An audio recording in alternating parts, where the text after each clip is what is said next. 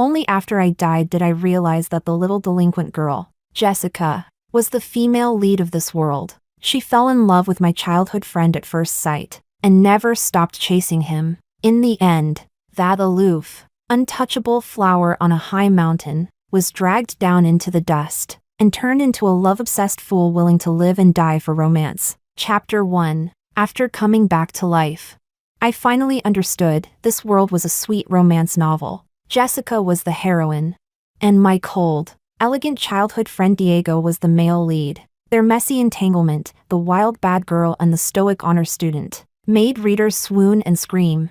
I love this couple. According to the author's description, Jessica was a fiery, daring, cat-like girl who loved and hated openly. She was the one who made even the heart of the icy, distant Diego melt. And me? I was nothing more than their catalyst, the short-lived childhood friend who died early. Barely even qualified as a villainess, Jessica, the rebellious girl who barely scraped through school, always said to me coldly, "Cecilia, what are you so proud of? You're only better than me because you were born luckier. If I wanted to study, you'd never beat me." To her, my reminders to Diego, to stay away from her crowd, were proof that I looked down on her. Because of Jessica, Diego decided I was narrow-minded. He drifted further and further away from me. When I realized I couldn't change the mind of a boy already in love, I stopped trying. But fate has its cruel sense of humor. Maybe Jessica saw me as her rival. Maybe my existence interfered too much with her love story. Or maybe I was simply meant to be her stepping stone. On the night before the college entrance exam, I died in a dark alley. It rained heavily that night, washing away all traces. By morning, they found my body. I was 18, in the prime of youth, and suddenly gone. The news spread everywhere. People pitied me. A flower withered too soon. No one knew that Jessica caused my death, because she had offended some thugs near the school. They cornered her in an alley that night. When she saw me passing by, she called out to me sweetly, as if we were close friends. She used me as a distraction to escape. Before running, she looked at me with fake guilt and said, "Wait here, I'll go get help." But she never came back. Just like the thugs said, she never showed up again. They turned on me next, hands grabbing, mouths spewing filth. In the struggle, I fell backward, my head slamming against a stone step.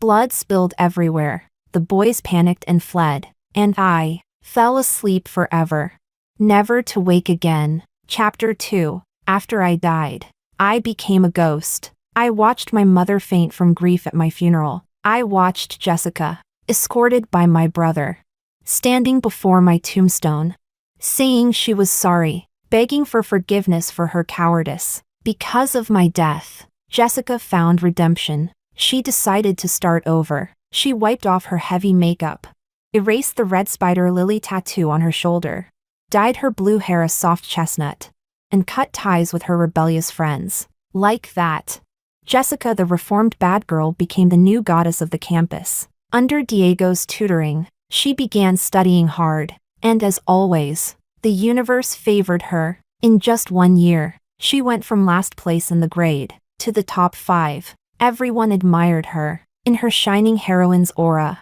My death was quietly forgotten, what others studied for 12 years to achieve, Jessica gained effortlessly. After the college exams, she followed Diego to the same elite university. They became the perfect model couple, the genius pair. My parents, haunted by grief, moved away to another city, returning only on my death anniversary. Out of guilt, Jessica sent them expensive gifts every year, through Diego, of course, as if that could balance the weight of a life. When Diego graduated, those thugs were finally caught, and the truth of my death came to light. He couldn't accept what Jessica had done, but he couldn't bring himself to leave her either. Around that time, my brother Noah, who had unknowingly fallen for Jessica too, found out the truth. Unable to bear it, he accepted an overseas assignment and left the country. At the university, when Diego finally began to pull away, Jessica threw herself into his arms and cried, "I know it was my fault, but I was terrified, and after I ran, I tripped, hit my head, and passed out. When I woke up, Cecilia was already dead. I asked those guys about it later. They said if she hadn't tried to call the police, she wouldn't have died. Just like that. She shifted all the blame to me, and no one questioned her. After all, the dead don't speak. My parents tried to demand justice. But Jessica had been acknowledged by her wealthy biological father. And with Diego defending her, my parents were powerless. They eventually left the campus, two frail figures swallowed by the wind. In the end, Jessica became the cherished daughter of a rich family. She married Diego while still in college. Pregnant with twins, she took over her father's company, became a powerful businesswoman, and lived happily ever after. A perfect, glowing heroine. Even my brother forgave her. Every year, he sent gifts to her and her children. My death? To them, it was just a tragic footnote, a turning point in their love story, a stepping stone for their happy ending. Only my parents still remembered. Only they mourned. Everyone else moved on. Chapter 3. I was reborn carrying resentment. Back to the moment when Jessica first fell in love with Diego. Diego, wanna hang out after class? I'll take you somewhere fun. Jessica swaggered into the classroom, plopped right down on Diego's desk, her legs swinging freely. She had modified her school uniform, tighter, shorter, and every time she moved, her midriff peeked out. No thanks. I'm going to the library with Cecilia to look up some materials. Diego barely looked at her, his gaze flicking to her waist with a faint frown. So that was him back then, the future cold prince already taking shape. And me, foolish enough to think my childhood friendship entitled me to advise him on how to live. What a busybody I'd been. Jessica looked me up and down, then let out a teasing whistle. So she's your type, huh? What if I tried looking like her? Her words made every student still in the room glance at us, eyes gleaming with gossip, as if Diego and I really had something going on, perhaps to stop her from getting the wrong idea. Diego caught her wrist and said seriously, Jessica, don't say nonsense. Fine. She pouted dramatically, pretending to be heartbroken. With just a few words, Jessica had made the stoic Diego's expression change. Those two really were made for each other. She could flirt all she wanted, but she shouldn't have dragged me into it. I kicked my chair aside, grabbed a book from Diego's desk, and hurled it at her. I used to think you were just rude, but now I see you're shameless. Some things can't be joked about. You could get publicly reprimanded for that. If you want to flirt, do it openly. Don't act innocent. And don't drag me down with you, you disgrace. Ignoring Jessica's darkening face, I grabbed my bag and walked out. That evening, I begged my mother to install a security camera outside our house. Even in my previous life, I'd always sensed Jessica's hostility toward me, an invisible force that simply clashed with mine. She didn't like me, and I never liked her either. She had turned Diego against me, gotten cozy with my brother Noah, and sent her friends to smash our windows. Because of her, my parents once suspected I had fallen in with bad company. Fine. If she wanted to play dirty, I'd play along. Let's see how heaven's favorite daughter liked a fair fight. Chapter 4. Just as I expected, Jessica's tantrum brought trouble. Her gang of delinquent girls started hanging around my neighborhood, vandalizing everything they could. The moment my security camera caught them, throwing rocks at our windows, I called the police. They had injured my mother, and since they were all over 16, they faced criminal charges. Soon after, several of them were sentenced to detention. Jessica went berserk. She showed up downstairs screaming my name. Cecilia, come out here.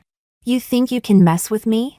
Cecilia, Diego's mother said nervously, peeking through the window. That girl looks dangerous. Don't go down, sweetie. I couldn't tell her the truth, that her precious son was the one Jessica was chasing, and that one day Jessica would become her daughter-in-law. In my previous life, Diego had been a devoted husband, so much that after Jessica's fights with his parents, he had moved away and never came back, leaving his aging parents alone, with nothing but a monthly allowance and loneliness. He became Jessica's husband and her servant. I promise I won't go down, Auntie. I told her softly. By the way, how's Diego lately? He's fine, just smiling a lot these days. It's odd. Is something going on? I shook my head. Nothing. Just asking. He doesn't walk home with me anymore. That's all.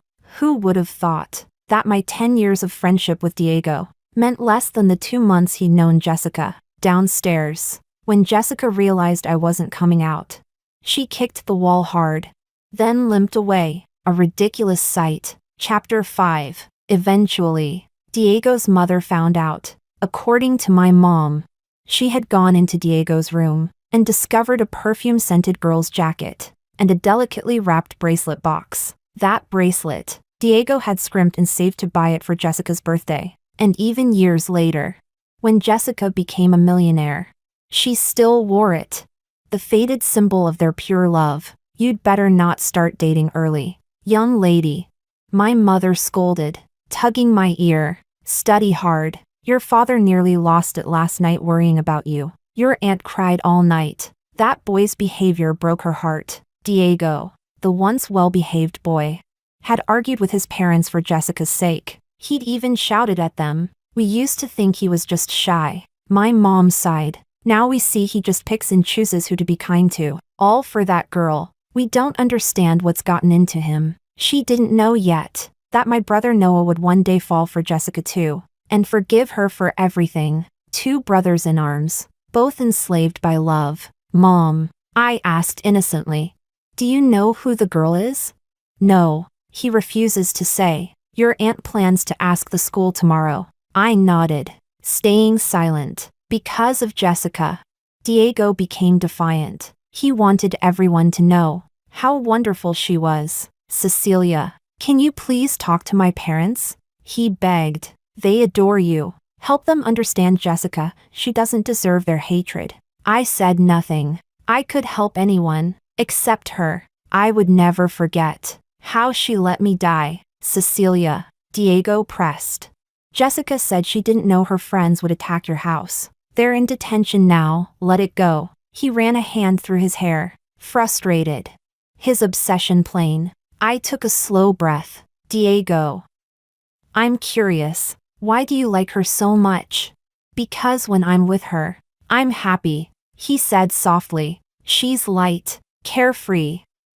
I've never felt that before. Only she makes me feel that way. Jessica's not what you think. She just acts out because she's unloved. He smiled gently as he said her name. I blinked, then said sweetly, oh, I see. But what if I just don't want to help her? And before he could answer, I shoved him toward the door. Because I hate her. Diego, I despise her. What is she? Some kind of goddess everyone must worship? Your mom's right. She's a useless brat. And you? Who are you to lecture me?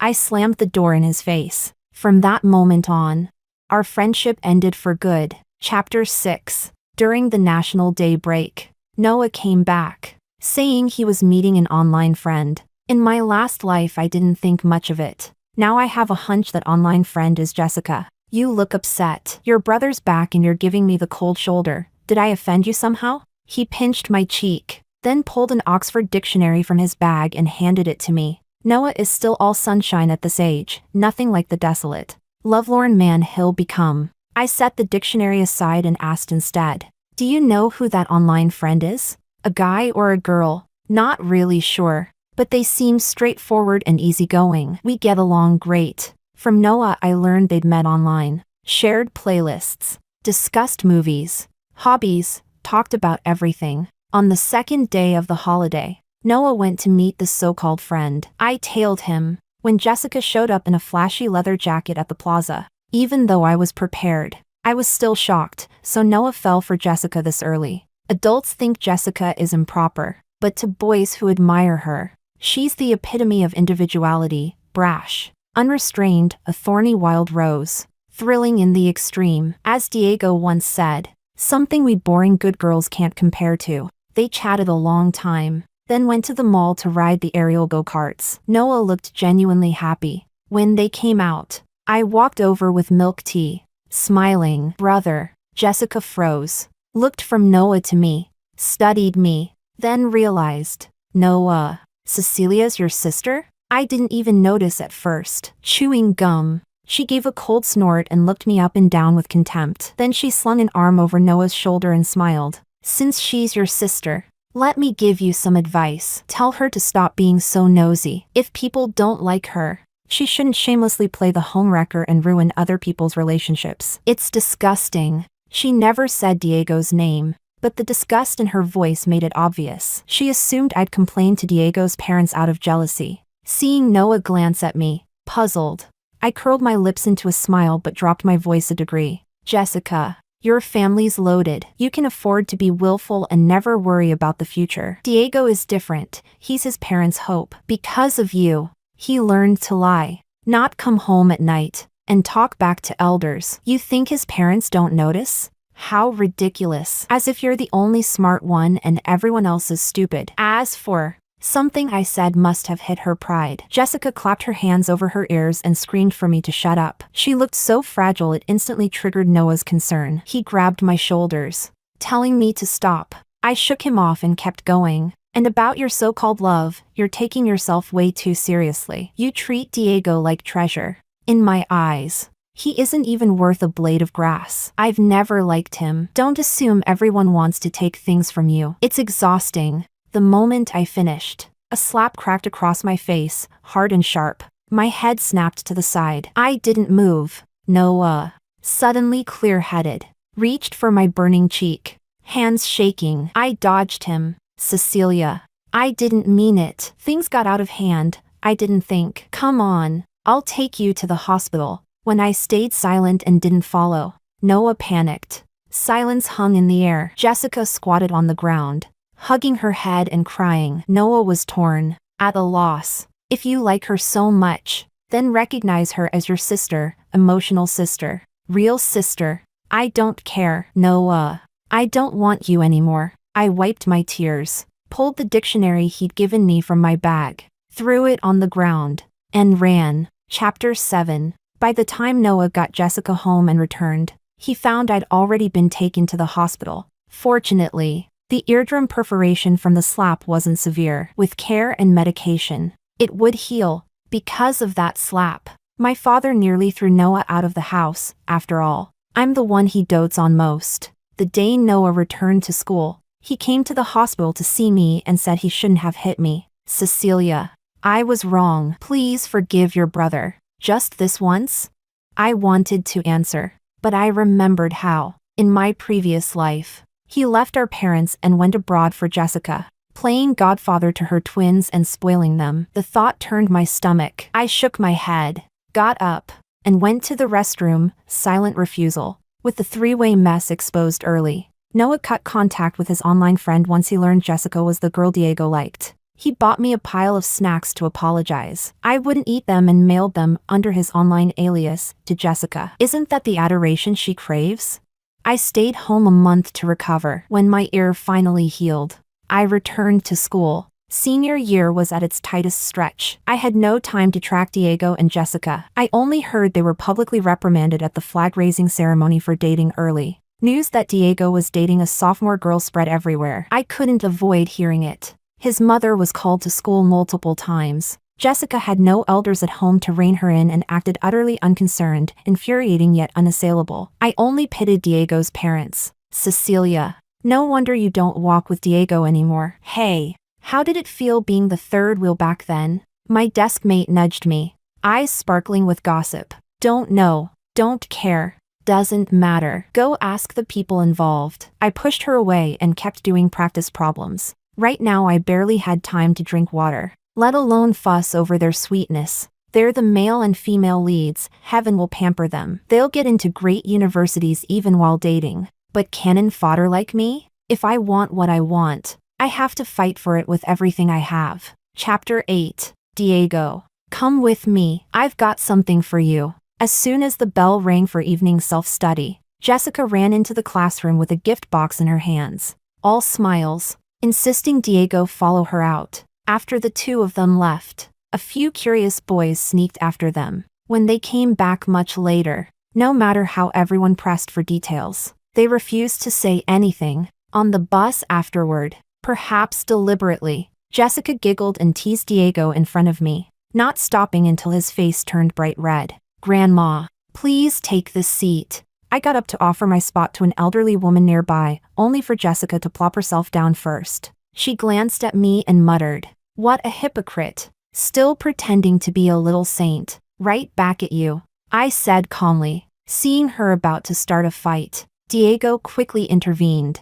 "Jessica, stop it. We're on a bus." At the sight of his frown, Jessica obediently stood up and helped the old lady sit down. I didn't want to watch them any longer, so I moved to the front of the bus. By accident, my eyes met Diego's. The moment our gazes locked, Jessica stepped in front of him, blocking me. I gave a short, amused laugh and turned toward the window, watching the city lights blur past. Knowing the college entrance exam was approaching, Jessica had toned things down a bit and stopped visiting the senior building. But word had it she was running with a few local gangs again, the very ones she would later offend. Soon, the day of my death from my previous life arrived, determined not to repeat the same fate.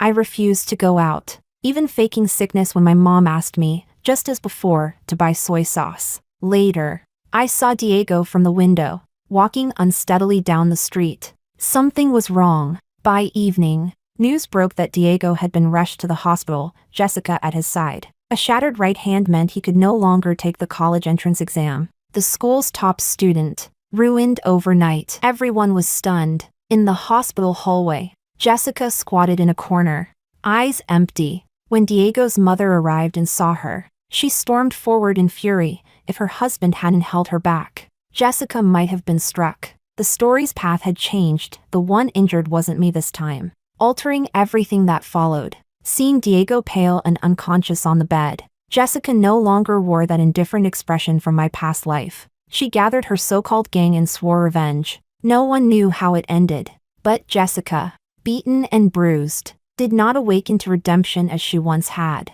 Instead, she grew even more reckless, haunting bars, learning to smoke, drinking hard, entangling herself with dangerous people. On exam day, I sat in the testing room and watched the morning sun break through after the rain. For the first time, I exhaled in peace. In this life, I wasn't the doomed, pitiful girl everyone mourned. My future was mine to shape, limitless and alive. Chapter 9. The 2 days of exams passed quickly, but the night after they ended, I fell suddenly, violently ill, a fever that burned through the whole night. No one knew I dreamed again of my previous life. In the dream, Jessica and Diego were camping outdoors with their twins. The children chirped, calling them mommy and daddy. Jessica looked radiant, no trace of the rebellious girl she once was. When she sneezed, Diego gently pulled her into his arms. They smiled at each other. The picture of love and warmth, a perfect family of 4,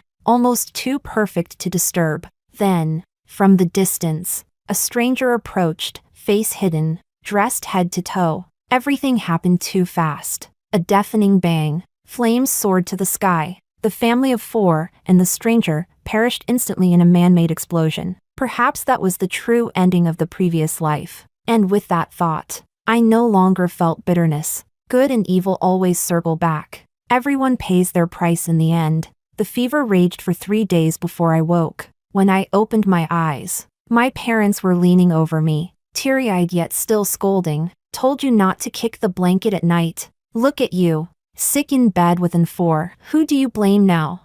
My mom poked my forehead in mock anger. Ow, Dad, your wife's bullying me. I whined, clutching my head. You little rascal. My father chuckled. You deserve it. The hospital room filled with laughter. When I woke this time, it felt like a chain around my heart had finally broken. I could breathe easily, lighter than ever before. Some memories began to fade. I realized I could no longer clearly recall everything from the past life, and that was okay. Upon discharge, I stopped by Diego's room. He sat reading, right hand encased in thick plaster. Movement awkward. Because of Jessica, things between us were awkward too. He looked up at me but said nothing. I coughed and asked dryly, "You're going to repeat the year?" He nodded. His mood was strange. "Cecilia, how did you do?" Were the tests hard? I thought for a moment. Pretty good. If nothing goes wrong, I'll get into the university I've always wanted. I smiled brightly. A clean, elegant stab straight through his pride. A small repayment for the humiliation he once brought my parents. Now, in this life, I hadn't died. They could tangle themselves and love all they wanted, as long as they didn't drag anyone innocent down with them. Chapter 10. Because Diego's mother deliberately kept them apart. Diego hadn't seen Jessica for 2 days. Just before I left, he looked at me, clearly wanting to say something. I arched a brow and pretended not to notice. As I stepped out of the ward, Diego called after me, looking embarrassed. Cecilia, could you tell Jessica not to blame herself? I never held it against her. What I said that day was just out of anger. Before he could finish, I cut him off coldly. No. Seeing Noah coming from down the hall, I changed my tone and smiled. But there's someone who would be happy to pass along your message. He and Jessica have their own connection. Cecilia, Mom and Dad asked me to pick you up. Noah spoke to me as if nothing had ever happened. I nodded, pointed back at Diego, and said evenly, he needs a favor. You two talk, I'll wait at the hospital entrance. When Noah came out, his face was calm. I did wonder whether he would go find Jessica. At a red light, Noah asked, Cecilia, do you really hate Jessica? Can I ask why? It's not hate. I just can't like her. Some people's energies don't mesh. You can't coexist peacefully. I reclined in the passenger seat, eyes closed. When he didn't respond, I added, if you really like her and want her as my sister-in-law, then you'd better move out. Otherwise, the house will never know peace. I won't wrong myself for anyone. As for our parents, I'll take responsibility. You don't have to. He chuckled softly. You think too much for someone so young. Don't be ridiculous. She's Diego's girlfriend. We're just ordinary online friends. Oh, do whatever you want. It's not my business. He reached out by habit to ruffle my hair. I dodged. Noah sighed and said nothing more. The day the admission letters arrived, I ran into Diego and Jessica arguing downstairs. Jessica felt Diego hadn't had time for her lately and accused him of falling out of love. Seeing her being unreasonable, Diego pinched the bridge of his nose and frowned. Jessica, senior year is about to start. You really need to focus. I'll be repeating at another school, but we can still study together after classes. Didn't we agree to get into the same university? Jessica, like a wild horse off the reins, refused to be penned in. She waved a hand, not taking his words to heart. But school hasn't started yet. Let's go have fun first, okay? Once it does, I promise I'll study hard and stop going to bars. As she spoke, she grabbed Diego's hand and acted coy. I'd heard she was now singing regularly at a bar and was getting quite popular. No wonder Diego felt so insecure. Chapter 11. Because I didn't die, their fates shifted. Diego had to repeat a year. Jessica still frittered away her time. No awakening like in my previous life. As the day to register at school drew near, my parents grew reluctant to let me go. The morning before I left, my mom came into my room at dawn, hugged me tight, and burst into tears. She kept murmuring, "It's so good, leaving me bewildered. Ack, help. Mom, you're squeezing too hard. I can't breathe.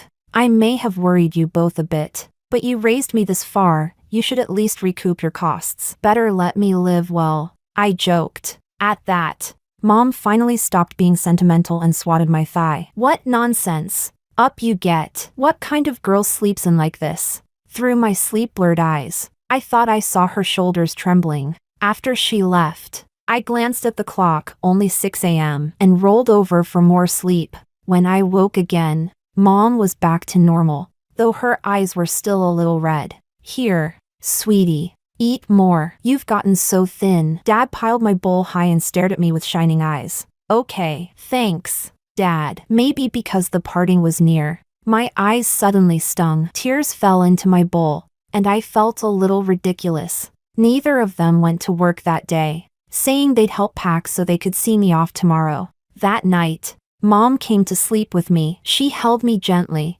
patting my back as she did when I was little. In the blink of an eye, "You've grown up. Your dad and I are just happy you're safe and well." Cecilia, I don't need you to be wildly successful. I just want you safe and happy. Remember, we will always love you."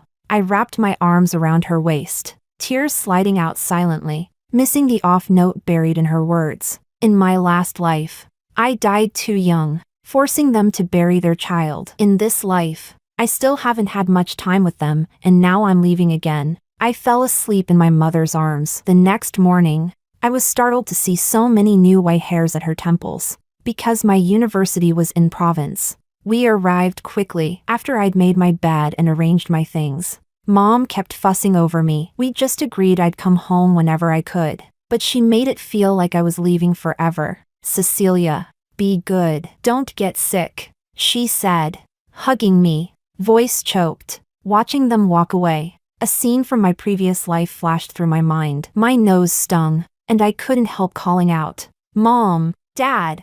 They didn't look back. I stood there and watched them grow smaller and smaller in the distance. Chapter 12. University life was vibrant and full of color. I was so busy with club activities every day that I rarely paid attention to Diego and Jessica's situation anymore. Later, my mother mentioned that because of Jessica, Diego's grades had dropped drastically. The two of them argued constantly, leaving Diego mentally exhausted and distracted. One had become a foolish student who repeated a year for love, while the other was still the notorious troublemaker everyone avoided. Their relationship was far from the romantic fantasy found in novels. When winter break came, I ran into Diego at the gate just as he was heading out. Our eyes met, surprisingly. He greeted me. After all, since he and Jessica had gotten together, we had become complete strangers. I nodded politely and was about to go inside when he called out, "Cecilia, I want to apologize for my behavior before. I never meant to lose you as a friend." He studied my face, then continued softly, "Do you still remember when we were kids?" I interrupted him before he could finish. "Diego, love needs to be mutual, and so does friendship. We can't go back."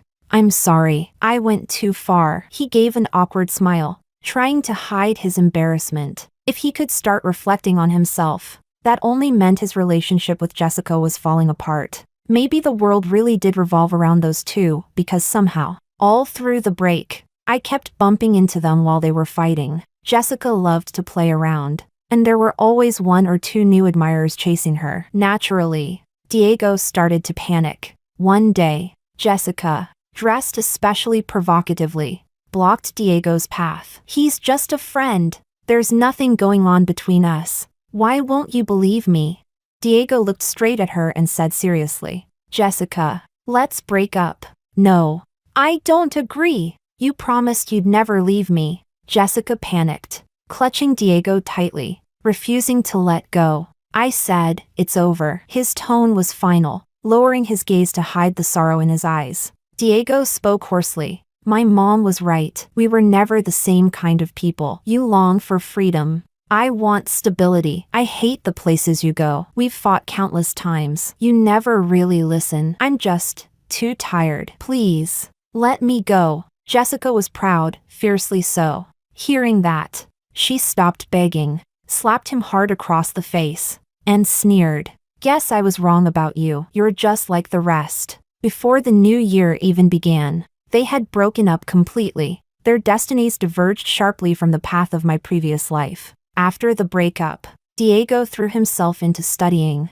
finally easing his parents' worries. Jessica, being the illegitimate daughter of a wealthy family, had no sense of consequence. She skipped classes daily to hang out in bars. This time, Diego ended up becoming the top scorer in the city, regaining his old brilliance, once again the golden perfect child others envied.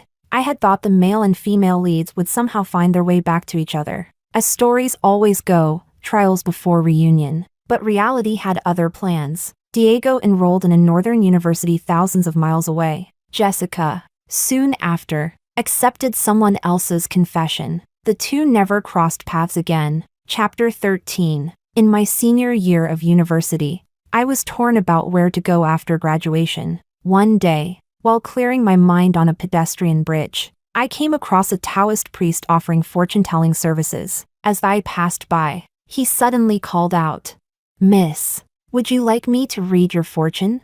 I smiled and shook my head, ready to walk away, when he said, You were meant to have a short life. Yet your fate has been altered. How fascinating. He stroked an invisible beard as if lost in thought. As someone who had been reborn, his words sent a chill down my spine. I felt as though he had seen straight through me. I approached his stall, pretending to be calm. I don't quite understand. Master, you must be mistaken, I said with a faint smile. Mistaken? You know very well if I am or not. He studied my palm and continued.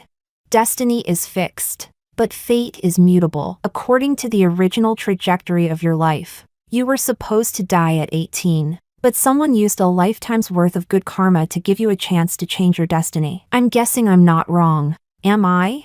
My doubts vanished. In that moment, I finally understood my rebirth wasn't granted out of stubborn unwillingness to die. Of course, there are countless people who suffer in this world. Why should I alone be shown mercy by heaven?